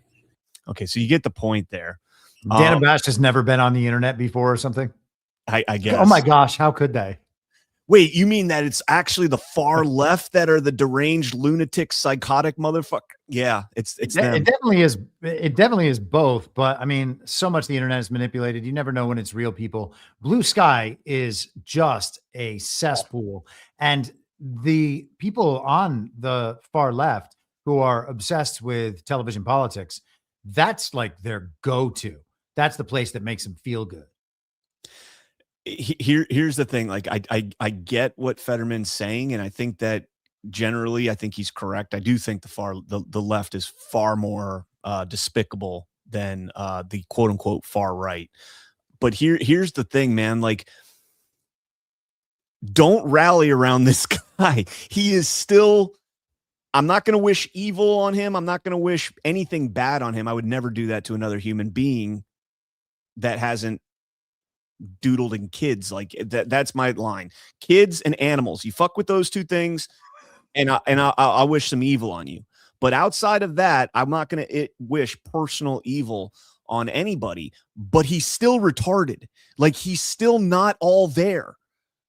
Like, well, and importantly, he's part of that same script that I was talking about before. I mean, let's recall his election. I think that was the 2022 cycle when the stroke happened. He was like reading answers off the screen. Remember that very weird interview?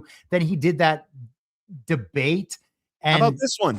Oh, I do support fracking, and I support fracking, and I stand and I do support fracking. I mean, and he was going against Dr. Oz.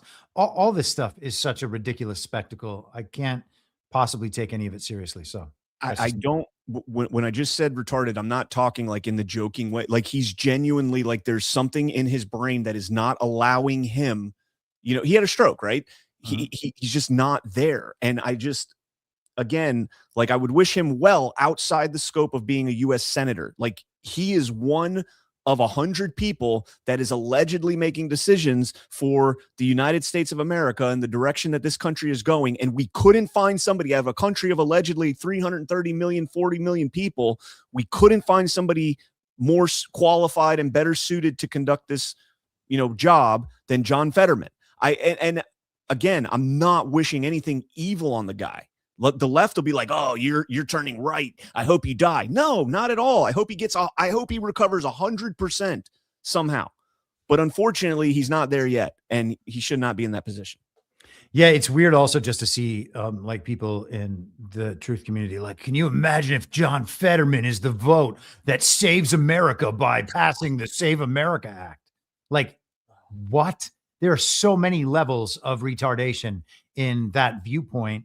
And it's incredible that that viewpoint is still taken seriously in the truth community, where people should know better. Everybody is prepared to just surrender if it means they can go back to normal and hear that Republicans are representing them in office. That is basically, people have gone through 5 or 6 years of this, and they are going to content themselves with that as the reward for it. It's ridiculous. All right, we're going to go ahead and open up the phone lines. If you want to call in, just please have your volume down in the background if you get through. And when it screens the call, just give your username or something along those lines. We'll take a few calls. I do want to get out of here early. There's going to be allegedly a press conference with Kristi Noem in Maricopa County about election security. And so I'm going to try and get that live streamed. I think we're going to be doing it here on Badlands. I'm going to be doing it on my channel as well. And then figure out what's going on with that. So if you want to call in, 561-877-1367, the number is down there. In the meantime, we got some kind of funny stories here. Fox News put this out. Trump administration threatens 7-Eleven partnership. Let's go ahead and take the call, and then we'll get into this one because it's pretty funny. It's pretty funny. Call from. Have a good one. Yep. We teach to accept. Have a good one. Yup. How are you doing? All right. Yourself? Doing excellent. Is that audio low? Is that me or is that me or what? Can you hear me? Yes, I can, but you're very low. Hold on one second. Can you hear okay, Chris? I can hear him all right. Okay, go ahead. You're good. You're good. All right. So, quite interesting coinky dink we're in the middle of right now. They're pushing for another shutdown. And Partial shutdown. Partial, yeah, but of course they're going to wind up ass in hand again because ICE is still funded for another year. And I get the arguments on the constitutional basis for its existence, but we were invaded over the last 4 years, actually 5, and we're trying to clean the country up before we make any big changes. Yeah. Actually get the honesty back in and get the fraud out of the mix. Absolutely. Hello? Fraud vitiates everything. Yes, it does. I don't. Are you referring to the elections? Just everything in general. The election fraud, the financial fraud, and even down to the governance fraud. Yeah, I'm with you. I'm with you 100% on that. But do you have a question though? Oh, I do. I'm trying to think. What do you think in terms of how far this rabbit hole goes with this fraud? Because I think Minnesota is at the tip of the iceberg. Yeah, I agree. Hey, we'll answer the question. We're gonna let you go here, so we can get into another. But we'll answer the question offline here, or off the phone. What was your username? People in the chat like to hear if you want to share it. It's Weeb Patriot. We. 777. WE. Oh yeah, I know. Weed Patriot 777. Gotcha. Good to hear from you, brother. God bless. Same here. So yeah, the fraud tip of the iceberg. I agree with that 1,000% that we're going to see this. And I think this, like we kind of alluded to earlier, this has all been pre-orchestrated. I think DOJ figured this out, and they've just been, the bigger conspiracy here, Chris, is there, some AI system that like strategized all this, that game planned all this and laid it out? I mean, yeah, or at least humans did with the help of AI. Yeah, I mean, as far as I'm concerned, all of this stuff seems scripted. And in fact, I think it replays over and over again every year or two. These cycles just come up again. We've been talking about Minnesota fraud since 2020. Mm-hmm. So yes, and of course it's everywhere. This is what the system is designed to do. The system is a system of money laundering and fraud. All right, let's go ahead and jump into this call. I'm not going to share the name that popped up. Superstition Ranch Farmers Market. To accept, press 1. Well, it shared the call automatically. Superstition Ranch and Farmers Market. I love that name. Thank you, guys. This is AZ Lady. Hey, Friday. AZ Lady. What's going on in Arizona? We getting Christy Nome today? I guess so. I don't know. We've had this lady that we need to put on a milk carton, bless her heart. Nancy, she's been missing. I think you heard something about that. Good Lord. Yeah, there's something going on there, and I don't know what to say, but I do have a question that it's the elephant in the room that needs to be addressed. Oh boy. And his name's Bannon. Ooh, I'm going to let Chris take Bannon. this one. Mm-hmm. I've never liked the man, even back in his Breitbart days. So this does not surprise me. Never liked him. I always thought he was a snake. But that is a tough one. Well, and I don't think he's as strong as people think he is. I think it's all Chinese bots that his followers. You're killing Chris right now. I'm watching Chris. Not killing me. I just think it's silly. Excuse my language. I'll let you guys talk. All right. AZ Lady, great to hear from you. Thank you for the call, and God bless. Yeah. I mean, I don't think that I actually need to defend Steve Bannon. I think that anybody who watches War Room understands what he's been doing. Bannon pushes the envelope harder than anyone does, and he is specifically speaking to the enemy most of the day. And I think he's probably one of the most powerful guiding voices in the movement. I don't think that the relationship with Epstein is going to cost him in the end. I think that he's obviously well in control of what he's doing. He knows what he wants to do. That's why he interviewed the guy. And apparently there's going to be more interviews to come. A lot of people tried to say that interview was boring. That interview is not boring. That is not a stupid conversation. And I would encourage everybody to listen to it. So I haven't listened yet. Maybe I'll make that my to-do list over the weekend. But what's your take on? And again, I don't pay much attention to the Epstein files and what's in them, because I still to this day don't know how much of it is actually real. Yeah.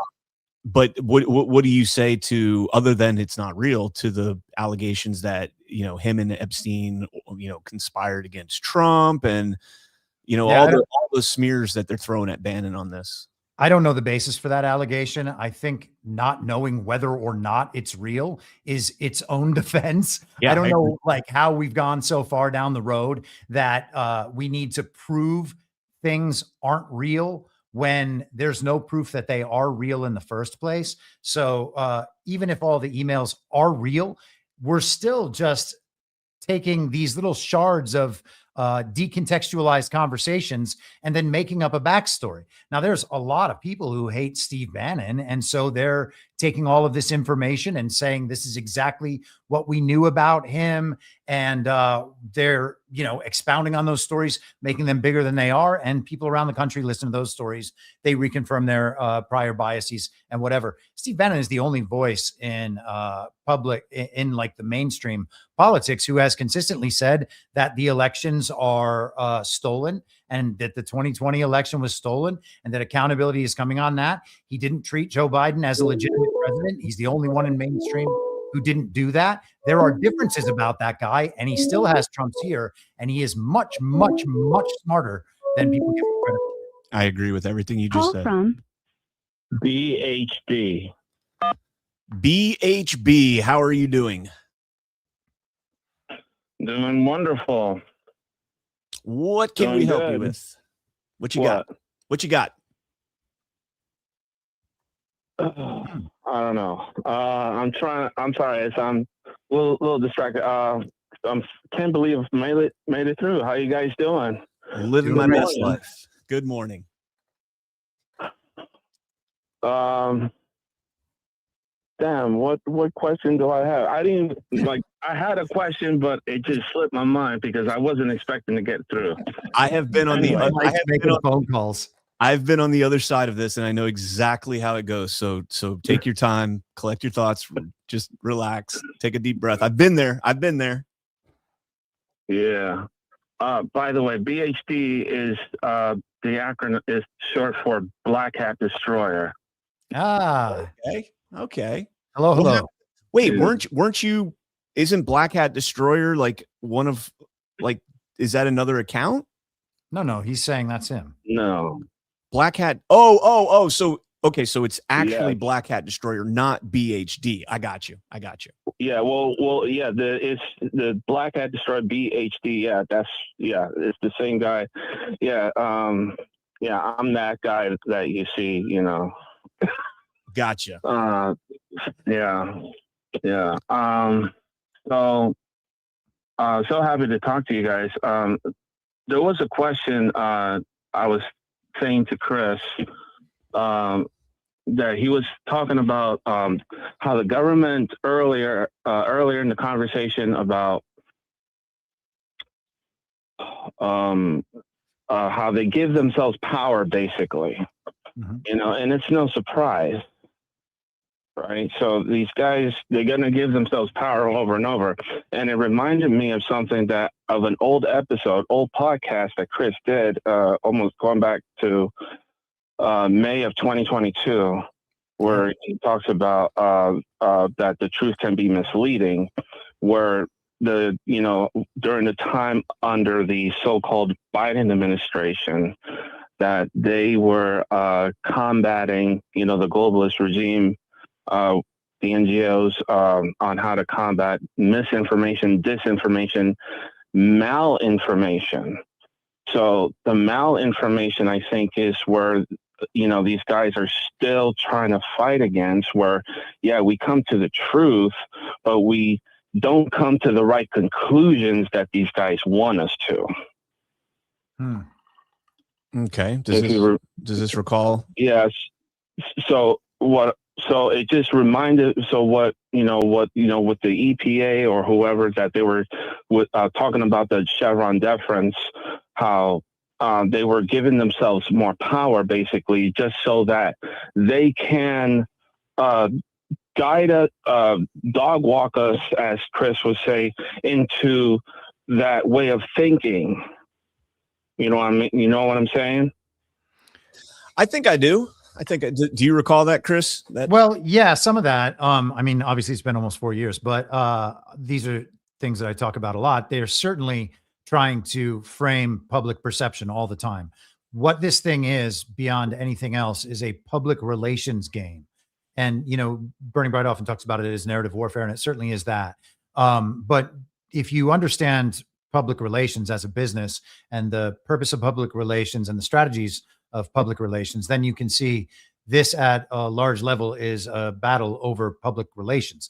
And the truth can be used and framed in certain ways that people will reach the wrong conclusions about a set of facts. And all the facts can be represented in the world, and the presentation and the framing of those facts and incentives around them, social incentives, financial incentives, the possibilities of getting punished can change the way those facts are perceived and leave people taking away a totally wrong meaning out of nonetheless true facts. So I think maybe that's where he's going with that. Yeah, that, and plus that even if we did come to the right facts, to the truth, but they want us, the globalist regime want us to come to the conclusion that they want us to. Of course. It's a way of manipulating our way of thinking. That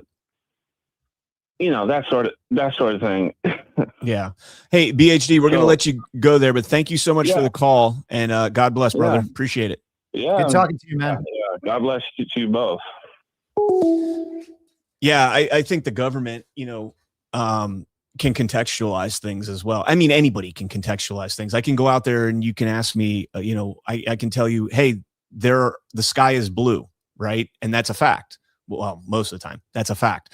But you could be asking about clouds, and I say, well, the sky is blue. So are there clouds up there? You can frame things in a way that you still give them truth, but it's not the truth that they're seeking. It's not an answer to the question that they're asking.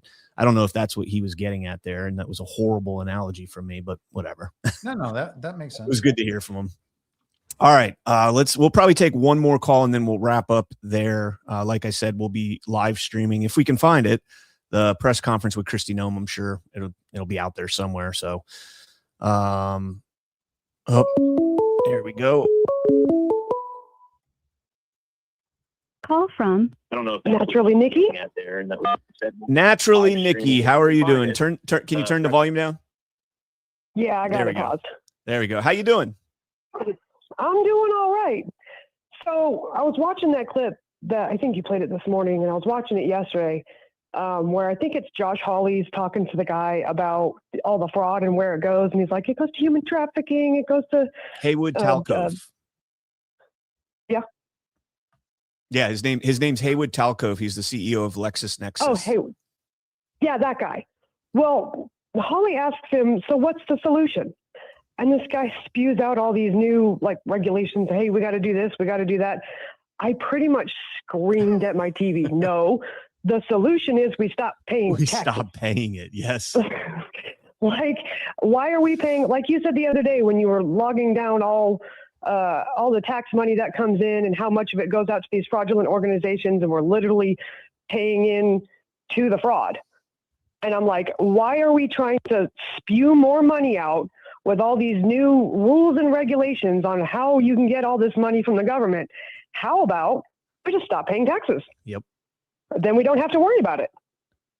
Yeah, that kind of ties into the same thing that, when we were talking about Zeldin and the endangerment findings, it ties into that in the same way. Zeldin is saying that, I'm going to regulate this as best as I interpret the law. Well, that's where we're at. You shouldn't be interpreting the law at all. The law is the law, and you just enforce that law. If it's not outlined in the law specifically, you have no business doing anything involving that. And so, Well, and then there's that too. There's all these regulations and all these agencies with all these regulations. And all these agencies really do is strip true accountability from these companies, organizations, whatever. And instead of writing a clear and point-to-point law, we have these open-ended laws with all this vague verbatim, and we don't actually get any accountability. We just give them fines because you didn't obey this regulation, thus you get this fine. Well, they are hurting, maiming, and killing citizens by not obeying these quote-unquote regulations. And instead of, hey, this corporation CEO knew that this was going to harm someone or kill someone, you should probably go to prison for that. Instead, it's just, hey, you're a giant corporation with billions and billions of dollars. Pay this something $100,000, something $1 million fine, and it'll be okay. It doesn't make any sense to me. We've got pharmaceutical companies that are maiming and killing people with their products, or these giant corporations spewing toxic sludge into water and air that is maiming and killing people. And instead of sending them to prison, we just give them a fine. Chris, you want to jump in on that? No, I don't think I have anything to add. I think that was good. Yeah, I think, you're spot on. The regulations, I think that all of that would take care of itself in the civil sector, but with in other words, the population itself, we don't need the government to regulate those things. When that thing, what was the one in Pennsylvania, 3 Mile Island? What was the nuclear fallout they had?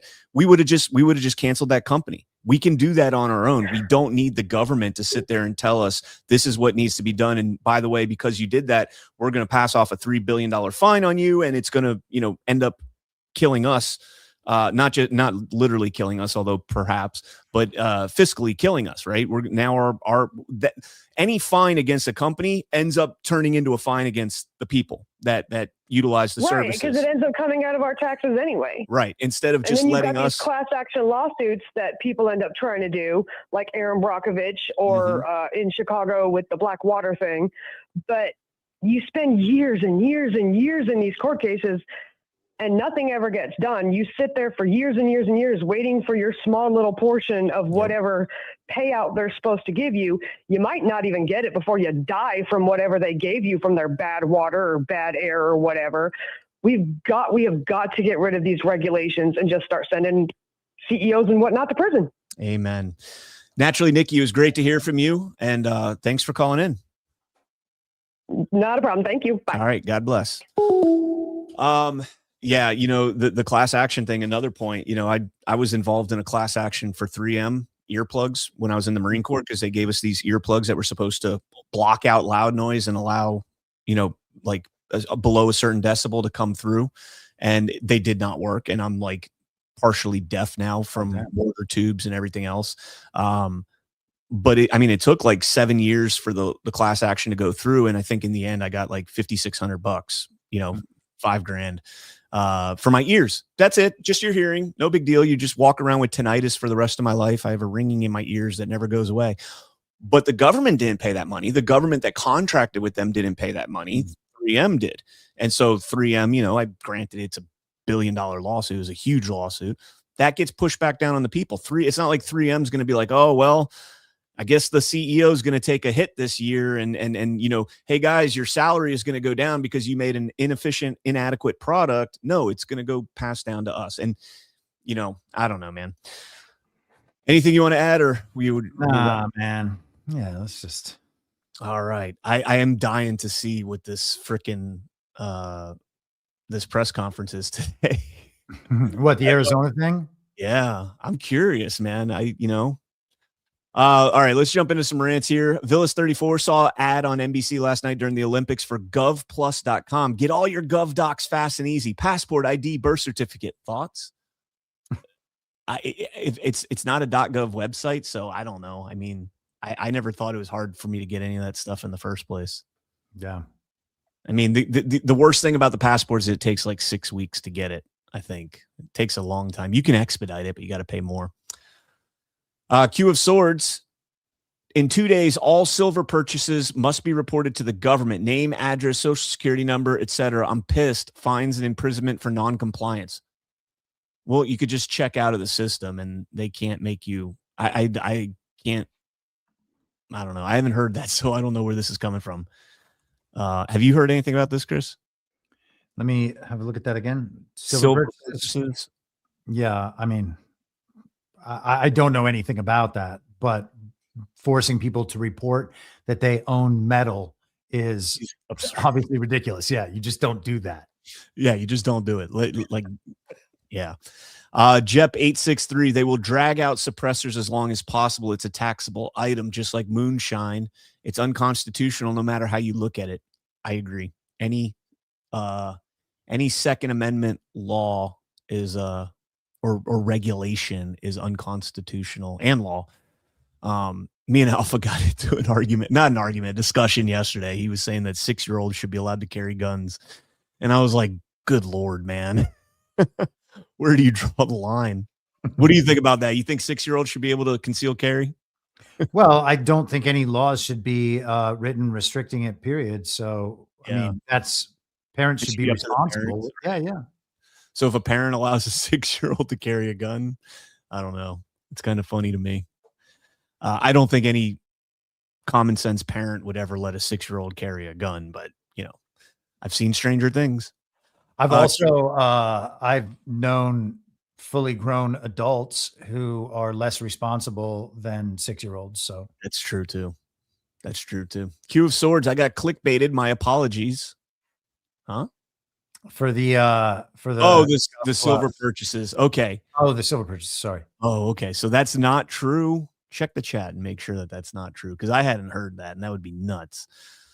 Ginger, because Bondi looks like she doesn't have all the evidence and she's covering. She is. We already know it's military intel. She's covering for them till hammer time.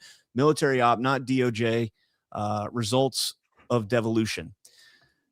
I don't know. I think the Epstein thing is. I don't see how the military would tie into that. I don't know. I think it's just the DOJ, and they just aren't going to talk about an ongoing investigation. It's not anything crazy complicated. Could be. Who knows? It could be military. I don't know how the military gets itself involved in that, unless. I mean, maybe. Yeah, I guess the theory would go under that higher level RICO kind of thing, where all of these crimes are being handled by something outside of the normal statutory legal system that we deal with. Well, it could be the intelligence component and whether or not this was weaponized against the country. And, if foreign governments were weaponizing this intelligence against our country, that could be an act of war. And so perhaps the military gets involved in that regard. Mm-hmm. I don't know. Ginger, because would military give complete evidence to still leaky FBI or DOJ? Bondi and Cash look like they have it all because they don't look. I'm assuming you said don't have it all because they don't. Okay. Running cover as best they can till the military is ready to act. Perhaps, I don't know. Star Baby Girl, CannCon, did you see X22 gave you a shout out on Wednesday's show? I did see that. Somebody said it yesterday, and I went back and checked after the show with Alpha, and they actually gave me a shout out by quoting "Storm has arrived." So it's actually the storm has arrived that he cited. And that was pretty cool. 2 days. He gave me one for the Brian Kemp story as well. So that's pretty cool. I think that's all we got. What do you got coming up, Chris? I'll be on DPH tomorrow night. I will be on The Narrative with Burning Bright on Sunday. And I have a feeling we're going to be discussing that chicken article that I did finally post on the Substack. I'm your moderator.substack.com. It'll be free for everybody, I think, on Monday morning. Yeah, I got to read that. I saw the artwork on it. I love the artwork. Isn't that great? So fantastic. I started using ChatGPT to make my thumbnails and stuff. I don't know why the frick I've been doing it myself all this time. Fantastic. It's so simple. Yeah. I hate to say that. Dude, I mean, AI is a decent tool for some things. Oh, have you seen the C Dance thing or whatever it's called? No. Where these new videos, man, it's called C Dance. It's like a TikTok app. Like SEE Dance. Okay. No, I haven't seen this. It's like a TikTok AI video generation app, and it is creating the most insane videos. Like you can just make it do anything now. I'm going to play with that. That's awesome. All right, guys. Thank you all so much for tuning in. Smash that thumbs up if you have not done so already. Appreciate it. I will be live streaming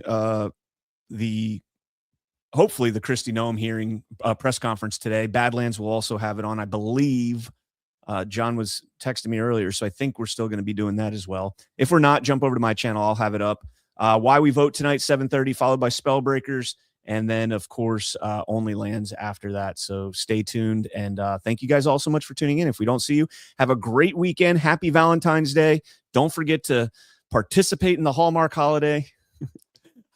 Valentine's Day. I'm not a fan, but I got to do what I got to do. So I will figure out something. I'm last minute. I'll be out tomorrow morning buying a gift or something. So see you guys all later. Have a great weekend. Thank you so much for joining us, and don't forget to hit the thumbs up on this video. And a special thank you to all of our advertising partners. Please remember to shift your dollars to support those businesses that support Badlands Media. you.